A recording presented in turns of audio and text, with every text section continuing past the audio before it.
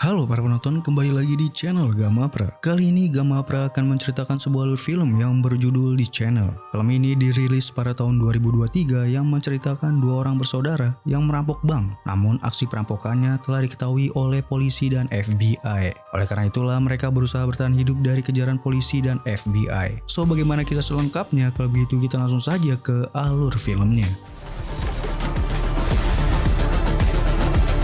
Give me the key! Just relax. Heads down, eyes down. Military. Not just military. These guys are gunfighters. Calm down. The older one was the main one. So I apologize.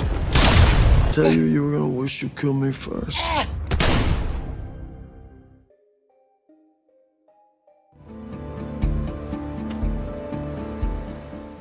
Diawali dari seorang pria bernama Jamie yang menjalani kehidupan normal dengan suatu pekerjaan. Suatu pagi, seperti kebanyakan orang, Jamie memulai harinya dengan bersiap-siap untuk berangkat kerja dan meninggalkan putri kecilnya yang bernama Joan bersama babysitter. Selanjutnya, ia pun pergi keluar untuk berangkat kerja. Namun siapa sangka di balik itu semua, Jamie adalah seorang perampok bank yang akan menjalani perampokan di sebuah bank bersama krunya yang terdiri dari mantan marinir. Dan di dalam krunya terdapat saudaranya yang bernama Mick. Berbeda dengan Jamie, penampilan Mick terlihat cukup mengintimidasi dengan kepala botak dan memiliki pandangan yang kejam.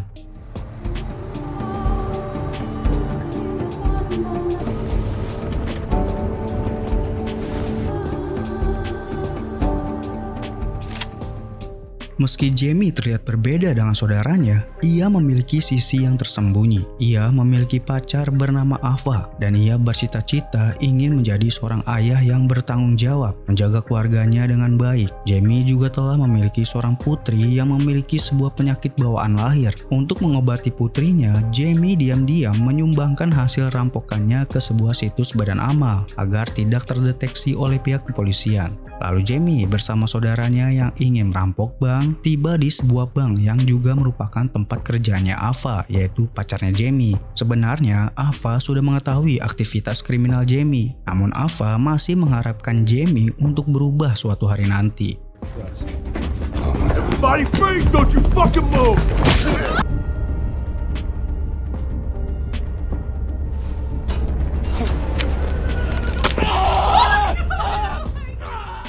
Lalu dimulailah aksi perampokannya. Segala sesuatu yang diperlukan sudah disiapkan. Para kru yang bertugas berjaga-jaga, sementara yang lain meminta sebuah kode brankas yang berisikan uang. Setelah uang itu didapat, para perampok pun bergegas kabur dari bank. Namun yang mereka tidak ketahui bahwa polisi dan FBI sudah bersiap-siap menyergap aksi perampokan mereka. Alhasil terjadilah baku tembak di antara mereka.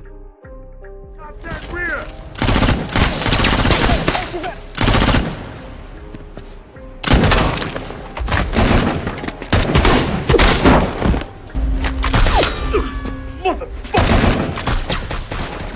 Di dalam aksi baku tembak tersebut menewaskan 6 anggota polisi, 3 perampok dan 1 orang yang terluka dari sisi perampok, dan hanya menyisakan Jamie dan Mick saja. Dengan hal tersebut, Jamie dan Mick pun bergegas menyelamatkan diri dari serangan polisi. Mereka pun merampok sebuah mobil dan membawa rekan mereka yang terluka untuk kabur dari kejaran polisi. Setelah dirasa sudah aman, mereka mengganti mobil mereka. Lalu mereka pun berhenti di sebuah tempat untuk membakar mobil mereka. Kemudian setelah apa yang mereka alami, Jamie marah terhadap Mick yang telah membunuh polisi. Karena menurut Jamie, Mick tidak perlu melakukan itu, dikarenakan sekarang mereka akhirnya menjadi buronan nasional dan langkah untuk kabur pun semakin sempit. Namun Mick menjelaskan bahwa polisi datang bukan untuk menangkap, melainkan memang untuk membunuh. Oleh karena itulah Mick pun tidak merasa bersalah setelah membunuh polisi.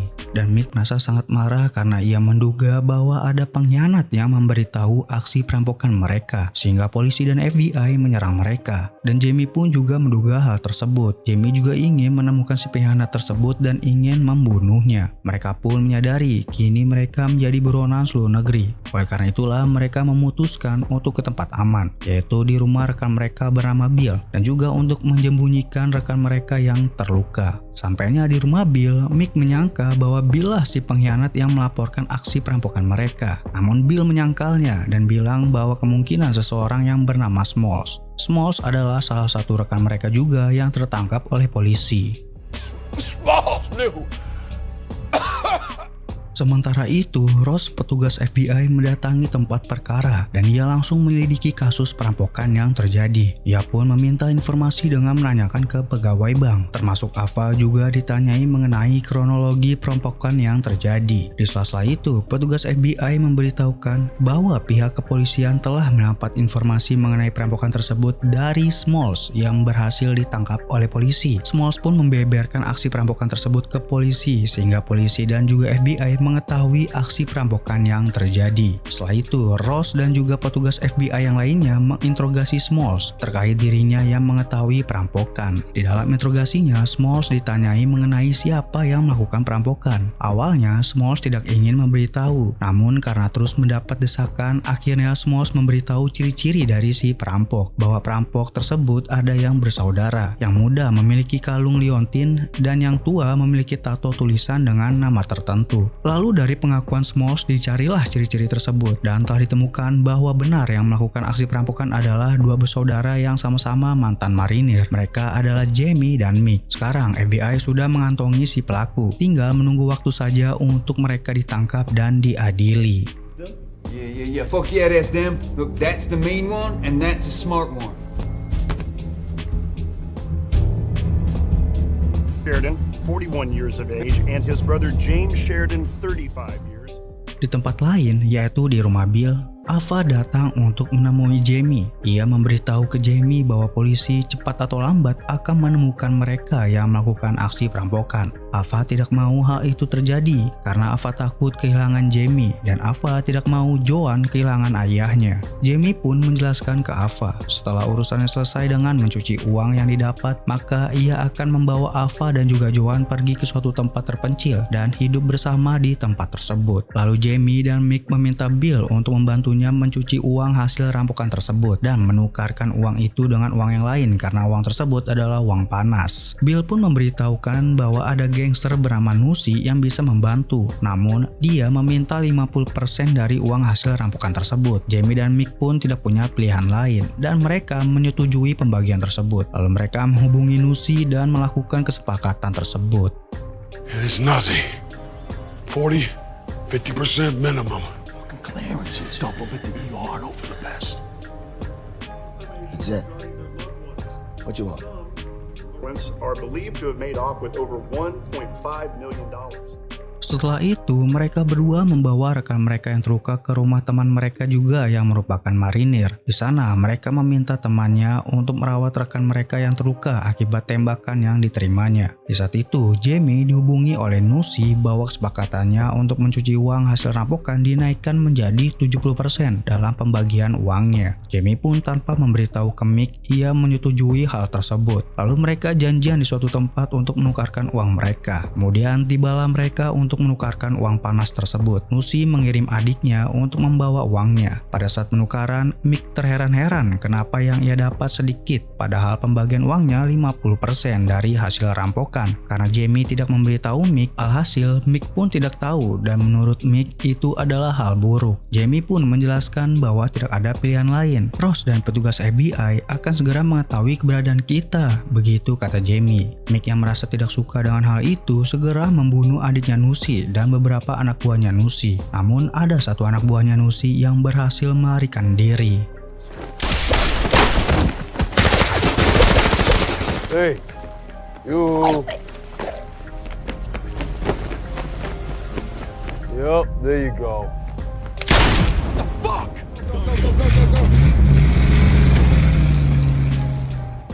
Setelah adiknya Nusi terbunuh, anak buahnya Nusi yang berhasil melarikan diri melaporkan hal tersebut ke Nusi. Nusi pun geram dengan perbuatan tersebut. Dia ingin membalaskan dendam atas kematian adiknya. Sementara itu di rumah Bill, setelah membunuh adiknya Nusi, Jamie dan Mick terlibat baku hantam. Jamie merasa bahwa Mick adalah seseorang yang berbahaya. Mick tidak memikirkan tindakannya yang sudah kelewat batas. Akibat ulahnya yang telah membunuh adiknya Nusi, kini gangster Nusi pasti akan membalaskan melampiaskan dendamnya. Dan benar saja, anak buahnya Nusi datang dan langsung menculik mereka, membawa Ava dan juga rekannya yang sedang terluka ke tempat markasnya Nusi. Di sana, Nusi ingin melampiaskan dendamnya kepada Jamie dan Mick yang telah membunuh adiknya. Dengan sebuah cairan asam sulfat atau air keras, Nusi ingin membunuh Jamie. Namun Jamie berhasil melepaskan dirinya yang terikat, lalu membalikkan keadaan. Melihat itu, Mick pun tidak tinggal diam. Ia juga mampu melepaskan diri dari katanya dan menyerang Nusi dan anak buahnya. Alhasil, Jamie dan Mick berhasil membunuh Nusi dan kabur dari markasnya Nusi.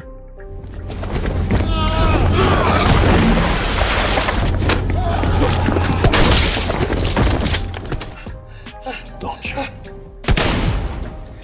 Kemudian di kantor polisi, setelah mengetahui pelaku aksi perampokan, polisi menyelidiki hubungan Jamie dan Mick dan mereka menemukan petugas bank yaitu Ava. Ava pun dicurigai bahwa ia ikut terlibat dalam aksi perampokan.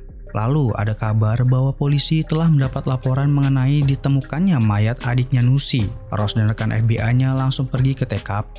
Di perjalanan menuju TKP, Ross mendapat kabar bahwa telah terjadi penembakan di tempat markasnya Nusi. Mereka pun pergi ke markasnya Nusi. Namun belum sampai di tempatnya Nusi, mereka bertemu dengan Jamie dan Mick yang di saat itu mereka telah membunuh polisi yang ingin menangkap mereka. Lalu melihat Ross dan FBI, Mick meminta Jamie membawa Ava untuk kabur karena ia tidak ingin adiknya tertangkap oleh polisi. Jamie pun membawa Ava untuk kabur dari kejaran polisi dan juga FBI. Sedangkan Mick memancing polisi agar polisi mengincar dirinya. Ross dan rekannya yang telah menemukan Mick pun mengejar Mick. Mick pun berusaha mati-matian untuk melawan para polisi yang ingin menangkapnya. Dan terjadilah aksi baku tembak di antara mereka.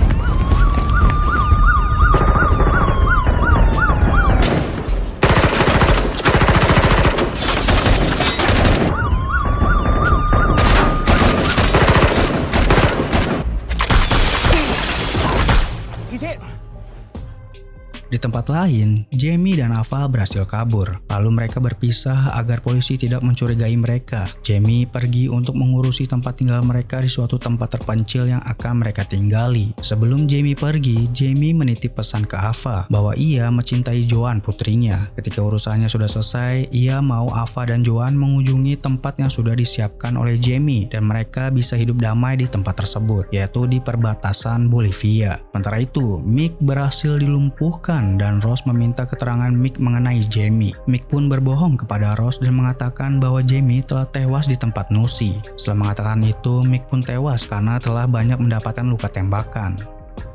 Back up! Back the fuck up! Drop it, punk! Drop the fucking gun! No, I got him! Suspect down. Suspect down. Where's your brother?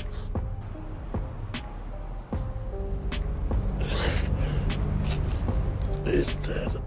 Setelah mendapat informasi mengenai Mick, Ross pun memeriksa tempat Nusi untuk mencari kebenaran mengenai Jamie. Dan Ross menemukan liontin milik Jamie berada di tempat cairan asam sulfat yang membuktikan bahwa perkataan Mick adalah benar. Padahal sejatinya Jamie masih hidup. Yang sebenarnya yang ditemukan oleh pihak polisi di tempat Nusi adalah mayat anak buahnya Nusi yang diceburin sama Jamie ke tempat cairan asam sulfat. Dan kebetulannya kalung liontin milik Jamie pun ikut tercebur namun tidak rusak karena terbuat dari perak, karena perak tidak bereaksi walaupun terkena cairan tersebut. You guys want to take a look at this?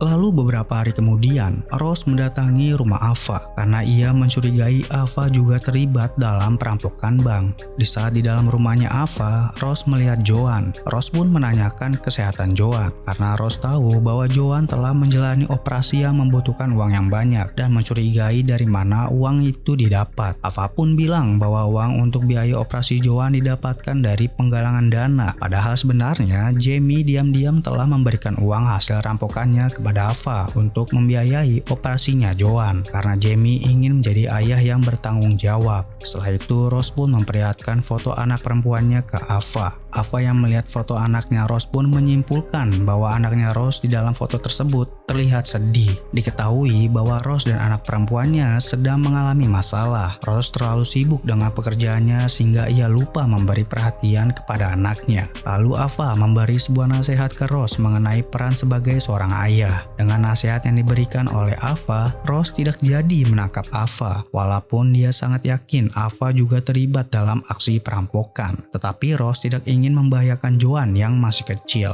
Bila Ava ditangkap, Joan akan kehilangan peran kedua orang tuanya. Good luck, Mrs. Risotto. Hey, thank you. And what about her? Bad guys are dead. All the money's recovered. It's over. Beberapa tahun kemudian, Jamie, Ava, dan Joan hidup bahagia di perbatasan Bolivia. Di sana Jamie menjadi nelayan untuk menghidupi keluarga kecilnya dan kisahnya pun telah selesai.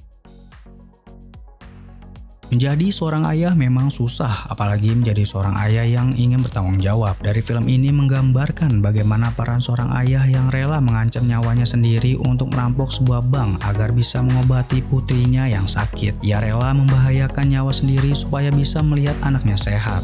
Oke, segitu aja dari Gamapras. Sampai jumpa di video yang lainnya.